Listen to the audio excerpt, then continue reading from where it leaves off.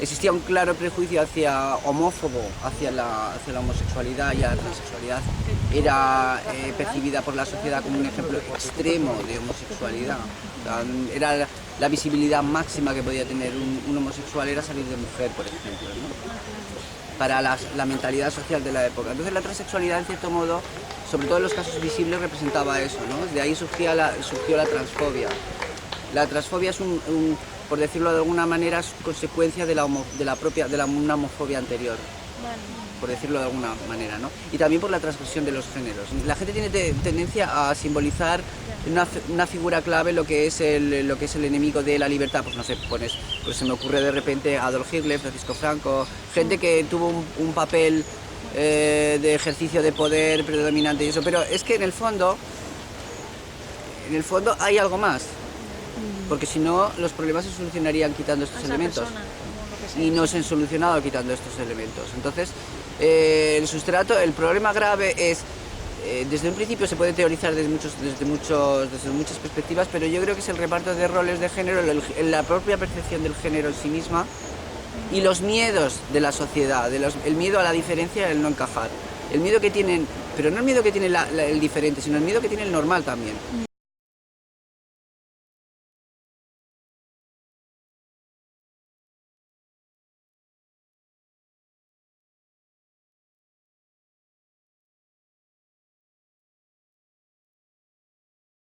Que a la ley de vagos y maleantes le sucedió una ley todavía peor, que era la ley de peligrosidad social, como decía, como claro, los hombres empezaron a llevar el pelo largo, tal, ambigüedad sexual, pues a carrero blanco y a la seguridad de joder, se nos está mariconando España, pues se endureció la ley todavía, porque la ley de vagos y maleantes lo que perseguía eran los actos homosexuales, y la ley de peligrosidad social perseguía a los homosexuales, por el hecho de serlo.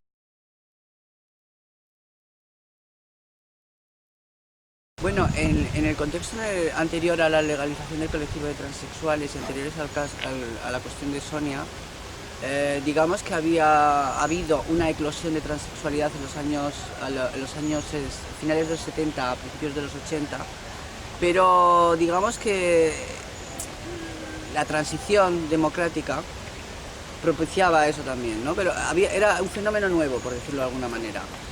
Y como todos los fenómenos, salió de un estallido de alegría, de color y de modernidad, pero luego se tuvo que asentar en la sociedad y ahí fue donde surgió el conflicto. Las personas transexuales en aquella época se nutrían, se alimentaban y vivían básicamente del espectáculo y la prostitución, que eran los dos sustratos en los que podría desarrollarse también la transexualidad. Es decir, sin eso probablemente ni siquiera hubieran podido existir las personas transexuales.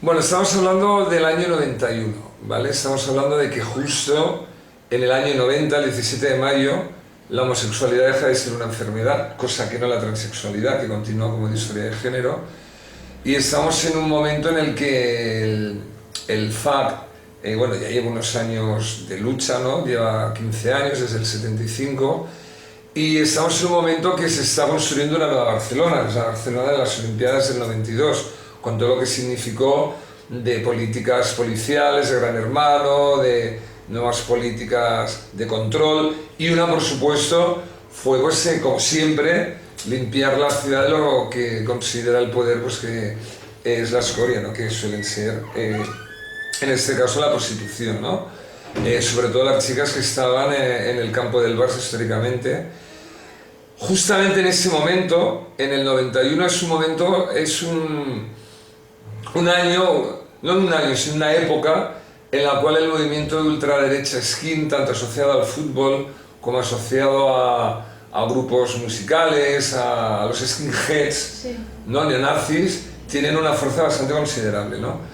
En ese contexto es cuando es asesinada Sonia, ¿no? Sonia es asesinada el 6 de octubre de 1991 en el Parque de la Ciudadela, de una forma cruel, absoluta. Tú piensas que yo me entero porque veo en La Vanguardia, veo la primera plana de que se han encontrado una travesti, porque entonces se les denominaba travesti, Negra, claro, a mí me impresionó el asesinato, por supuesto, pero me impresionó más negra porque en el año 91 no es como ahora, no era menos una persona transexual que estuviera...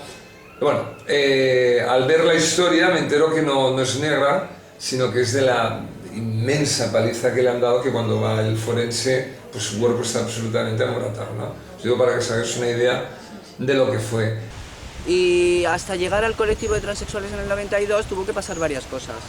Pues por ejemplo la discriminación en los Juegos Olímpicos, el asesinato de Sonia también coincidió en el tiempo, y una conciencia de unas cuantas transexuales que estábamos ahí viendo como otros grupos iban conquistando más o menos derechos, pero nosotros estábamos ahí como apalancadas, leyendo titulares absolutamente que eran despropósitos en los medios públicos, viendo cómo se nos ridiculizaba y cómo se pitorreaban de nosotras. Para lo que querían y para otras cosas servíamos como reclamo, como morro, pero siempre en clave de pitorreo, ¿no? Había un pitorreo de género generalizado en los medios de comunicación y claro, pensábamos que eso era absolutamente insultante y denigraba y además no permitía la integración como personas, ¿no?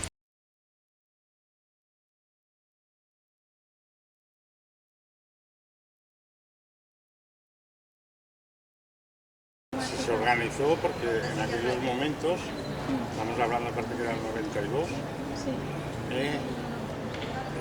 las personas transexuales, aquí por ejemplo hubo la Olimpiada, entonces empezaron a hacer problemas que los querían apartar y los querían, claro, Lo querían como ocultar.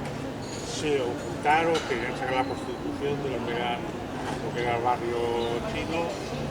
Entonces había mucha gente, pero ellos empezaron a mover. Pero yo creo que sí que se empezó a mover, se empezó a ver asociaciones, pues se definía mucho lo que era la mujer de prostituta, que estaba muy ligado la prostitución con el movimiento trans en aquellos momentos.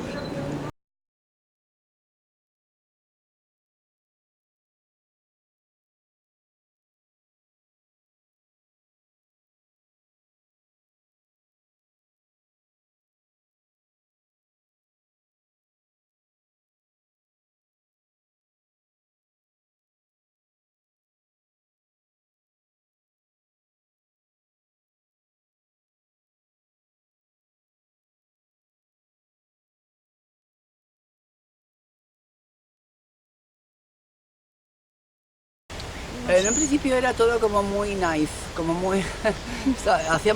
publicábamos una revista que se llama Transgénero, luego después publicamos otra que se llamaba BSTC, que se pretendía científica. Hicimos varias cosas por ahí. Y luego después vino Internet, que ahí empezamos a hacer campañas por Internet. Emails, campañas, conocíamos, ya habíamos a lo largo de los años generado contactos a nivel político y a nivel reivindicativo con los grupos, con otros grupos, con gente que conocía, con políticos, ya estaba todo, digamos, la rueda girando, por decirlo de alguna manera. Entonces ya no nos resultaba tan difícil el acceso a los políticos, porque ya la rueda ya estaba ya en marcha. La organización es relativamente simple, es decir, elaborar unos estatutos, o sea, en términos de inscripción en el registro y todas esas cosas, ¿no? Elaborar unos estatutos, proponer unas metas más o menos asumibles, que crees que son asumibles por la sociedad, intentar cambiar un poco el lenguaje también en los medios. Todo eso más o menos se consiguió, es decir, en la medida de que los medios, por ejemplo, saben que existe un colectivo que reivindica derechos, de alguna manera eso ya les hace cambiar un poco el chip. Luego también el caso Sonia, uno de los efectos colaterales fue que, bueno, hasta los propios medios se empezaron a plantear el papel que habían jugado, es decir, a ver, nos hemos reído mucho de esta gente y ahora viene alguien y se carga un transexual.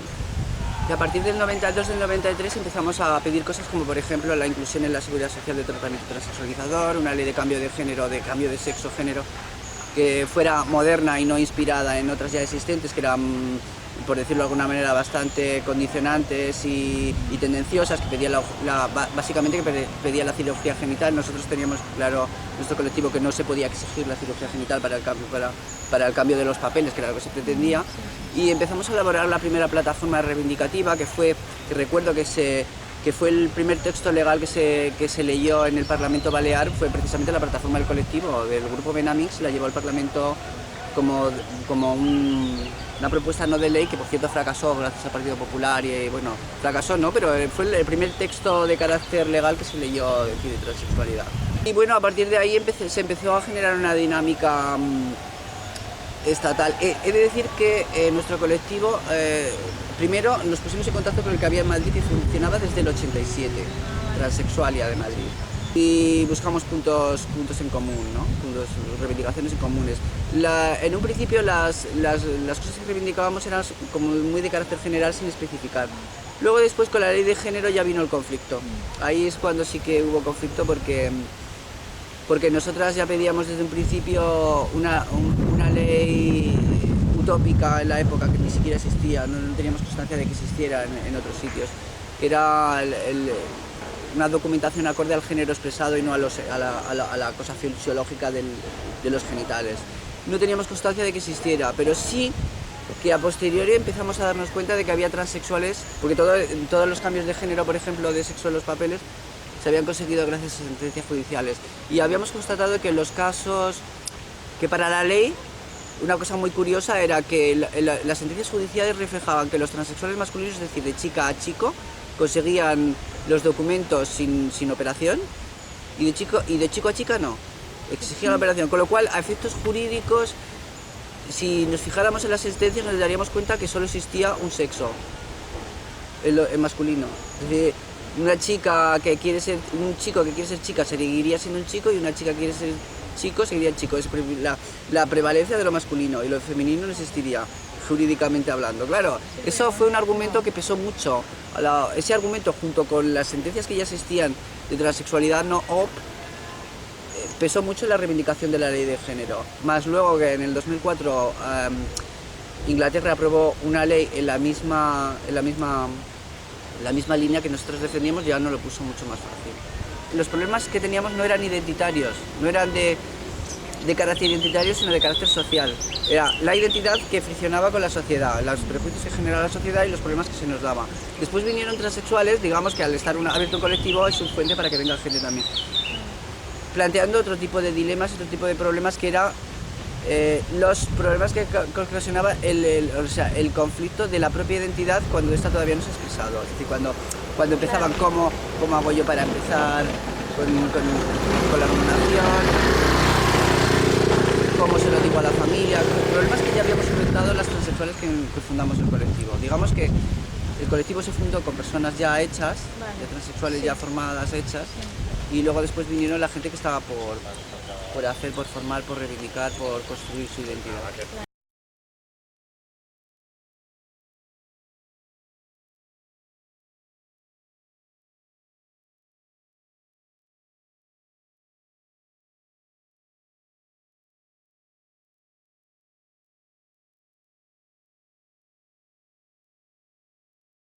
Tú piensas que cuando tú perteneces a una minoría, a un colectivo históricamente discriminado, ¿no? Una persona negra, una mujer, claro, el resto de la humanidad no se plantea, o sea, un tío no se plantea que tenga que legislar si le van a meter mano o le van a violar. Entonces lo ve una estupidez, pero no lo ve.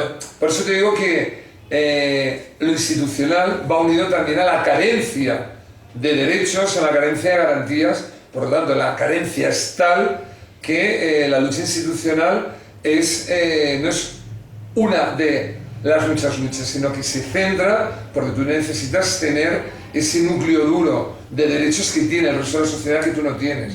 Y sobre todo, la memoria histórica va acompañada siempre de colectivos pues, que han vivido marginación, que han vivido represión.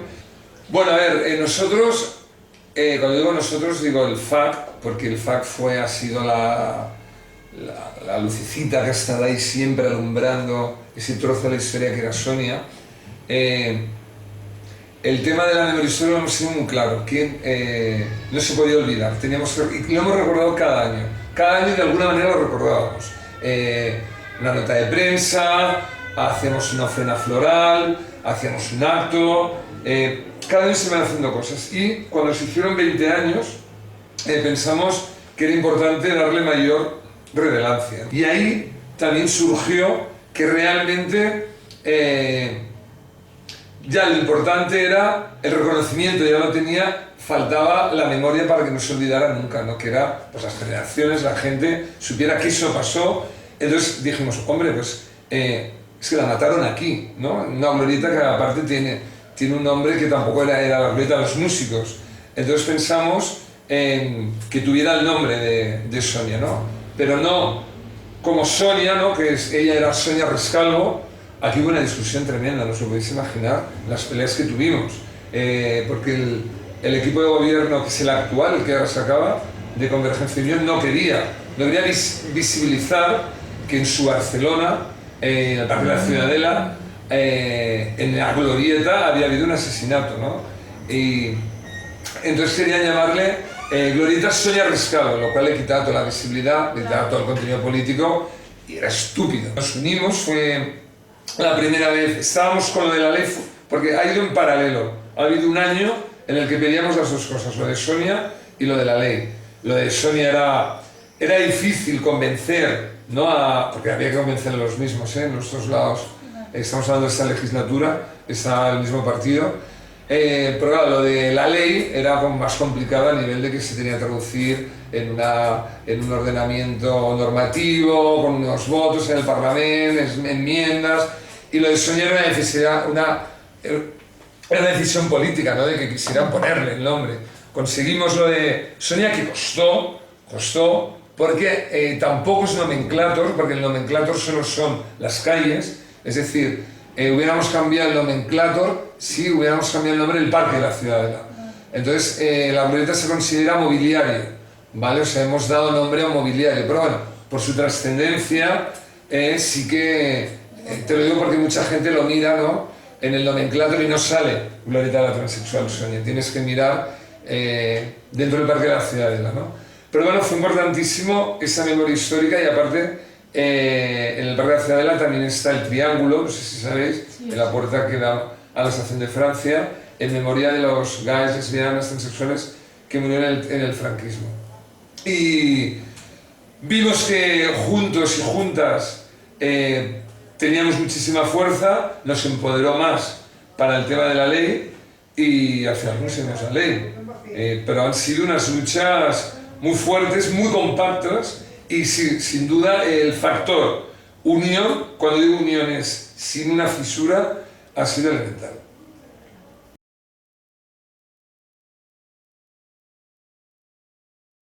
O sea, ha habido mucha más conexión por razones empáticas y por razones de historial filosófico, bueno, vital, digamos. Sí, sí. Porque la homofobia y la transfobia tienen el mismo sustrato, la misma raíz, o sea, es muy visible además, porque el propio movimiento LGTB se gestó a partir de los aspectos más visibles, que eran transexuales, travestis y gays muy al límite. No eran gays normalizados, eran gays muy al límite, eran los únicos que no podían meterse en el armario, por decirlo de alguna manera. Entonces todo tiene demasiados elementos comunes como para desintegrar, o sea, deshacer esas alianzas así alegremente, ¿no? Se intentó, yo creo que por motivos de complejos del propio movimiento, hubo un momento de resituación, de decir, no es lo mismo un transexual que un gay, no es lo mismo una lesbiana, pero claro, al final llegaron a la conclusión de que esas divisiones identitarias no eran tan relevantes, no justificaban la segregación en pos de algo mucho más valioso como era la aceptación.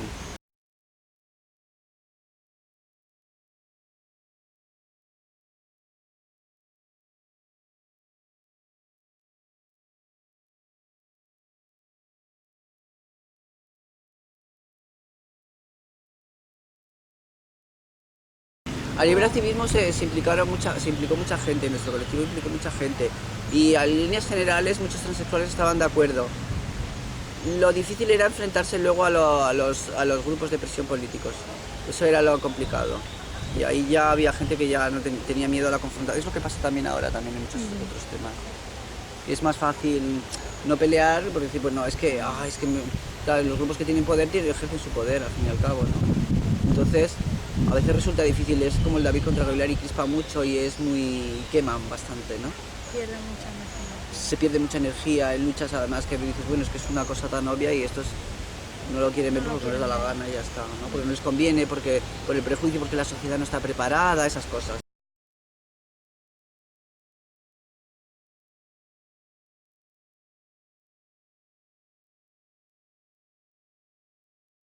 Pasa que muchas veces tienes que valorar lo que tienes, lo que vas a hacer. A ver qué voy a hacer, porque decía, ya tengo 40 años y... Quería un hijo, tampoco quería yo disfrutar de la vida. Y a ver qué va a pasar conmigo, ¿no? Porque, claro, cuando estás en una edad... Y después se han visto procesos de asignación de género con 50, 60, 70... Pero bueno, en estos cambios, cuando empiezas, pierdes muchas cosas.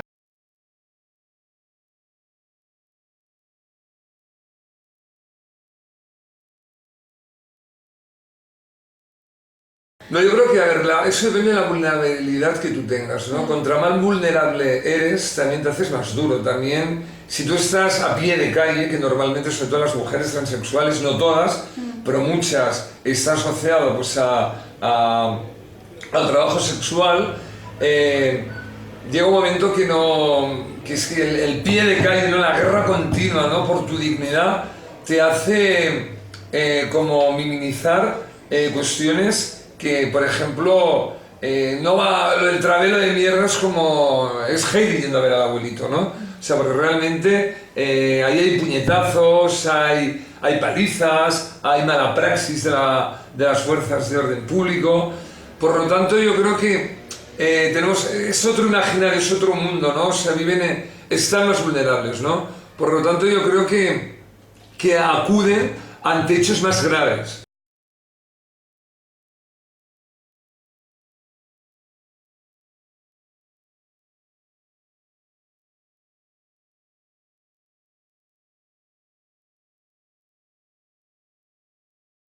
A nivel cultural, tanto en películas, hemos visto una evolución en las películas, ahora la moda se está impregnando también del género trans, está empezando a haber transexuales, modelos dentro del mundo de la moda también, chicos que se hacen pasar por chicos, que lucen mujeres. Luego está ya lo último de lo último fue la cantante Conchita. Sí. De Eurovisión ya es la transexualidad, ya es lo queer ya directamente. El fenómeno queer que hará que tú dirás, hoy ¿qué es eso, no? Y que mucha gente dirá, ¿qué es eso? Bueno, pues queer es... Conchita, Exacto. Conchita. Antes de que tuviera Conchita estaba el fenómeno queer. Claro, no, sí, claro. Hasta llegar a Conchita ha habido Hombre, claro. todo un sustrato ahí por debajo Trabajando. que trabajaba el tema del género y que jugaba con los géneros. Entonces, algo habremos influido en ese sentido.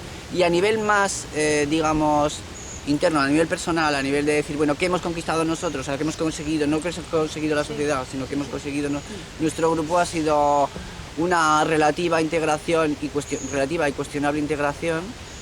Cuestionable porque a mí personalmente, bueno, cuestionable lo es todo, ¿no? Pero a mí personalmente me genera algunas dudas, lo de la integración, me genera algunas dudas, la verdad. Y algunas prestaciones, la ley de género y la sanidad pública, que sí que lo cubre, eso serían las prestaciones. Y bueno, pues ahí estamos, no sabemos hasta qué punto... ¿Y las dudas que te genera lo de la integración? Lo de la integración me genera dudas por la misma razón que me genera dudas lo de la integración de todas las integraciones en general, ¿eh? No te vayas a pensar. Pero la transexualidad en concreto porque ha supuesto una invisibilización de la transexualidad. Si antes había un movimiento y había mucha visibilidad trans, ahora cada vez me da la sensación que hay menos. Lo cual me llega a pensar si en realidad la normalidad se está fagocitando la transexualidad y al final acabaremos desapareciendo, lo cual sería también inquietante. Se necesita visibilidad también, no normalidad. Claro. No solo la normalidad, es que en realidad es como un papel secante que se absorbe todo y te deja vacío de contenido, ¿no? Sí, yo creo que el Observatorio de Homofobia justamente ahora está en un momento bastante importante. Yo creo que en su mejor momento está siendo muy conocido. Yo creo que son muchos años de trabajo, hemos sabido también llegar a la gente, hemos sabido especializarnos en hacer que, si bien no podemos evitar que te agredan o que discriminen, sí de generar herramientas y recursos para que la persona, que es una víctima también, que ha sufrido la homofobia, la transfobia, pueda tener, hay alguien al otro lado, ¿no? Pueda explicar qué ha pasado, ¿no? Pueda saber qué recorrido puede tener, qué recursos y sobre todo darlo a conocer a nivel de la población, a nivel de la denuncia social, y también lo que hemos generado ha sido una articulación institucional, ¿no? Que también se dotaran de herramientas específicas, ¿no? Una fiscalía especializada. Primero fue antihomofobia, ahora es delitos de discriminación, que los Mossos d'Esquadra tuvieran un protocolo concreto, que haya consells municipales de asesoramiento al ayuntamiento, a la Generalitat, un plan interdepartamental. O sea, yo creo que en Cataluña hemos conseguido que haya toda una red muy importante de estructuras que garantizan y blindan todo lo que es la lucha contra la homofobia, ¿no? Yo creo que en ese sentido ahora se están viendo los frutos. El mayor fruto es tener la ley contra la homofobia, que la ley contra la homofobia sobre todo tiene un efecto simbólico, porque tú piensas que cuando toda tu vida has crecido sabiendo que decirte maricón de mierda que es el pan de cada día, que decir, es como cuando un hombre no entiende por qué una mujer tiene miedo a salir a la calle, ¿no? Pues porque a él nunca le han mirado 3000 veces con ganas de follárselo, de pegarle. O sea, ya llega un momento que es tan fuerte, no se banaliza, que es lo que había pasado. Estamos en un mundo que la ley contra la homofobia ha cambiado el cuento, ¿no? O sea, ahora el que dice maricón de mierda puede tener una consecuencia. La lucha en el trabajo también, que normalmente era rechazada. Es decir, no vale la pena estar estudiando una carrera y tal, que llegues a la edad de buscar un trabajo que puede ser visible, encontrarte que ya tienes un contrato.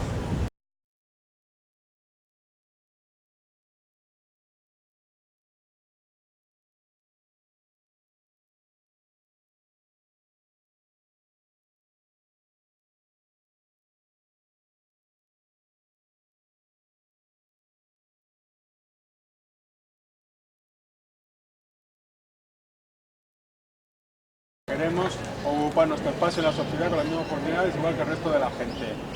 Esa es la lucha común de las personas LGTB, porque nos ayudan por los mismos motivos. No hay una persona que sea homofóbica que no sea transfóbica. Son homofóbicos y transfóbicos. El problema no es mi voz, el problema es la transfobia. Porque oye, que haya mujeres con voz grave. Es que hay mujeres cis que también tienen la voz grave por diversos motivos.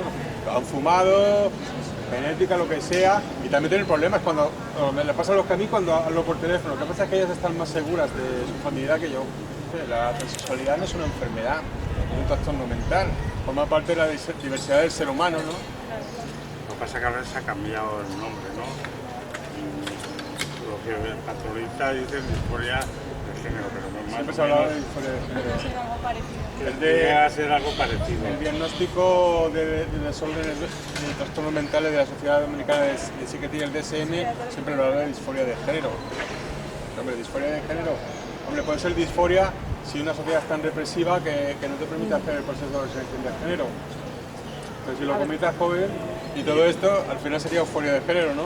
Ya que lo has comentado. Hay gente por ahí transexuales y gente que está implicada en cosas de ayuntamientos y en cosas así. No sé si que lo más distinguible quizás sea lo más localizable dentro del movimiento sería la petición, o sea, lo más universal ahora mismo sería la petición de la desclasificación de la transexualidad como patología en los tratados mentales, o sea, que eso sería la reivindicación más uniforme a nivel global, yo diría, no solo a nivel local.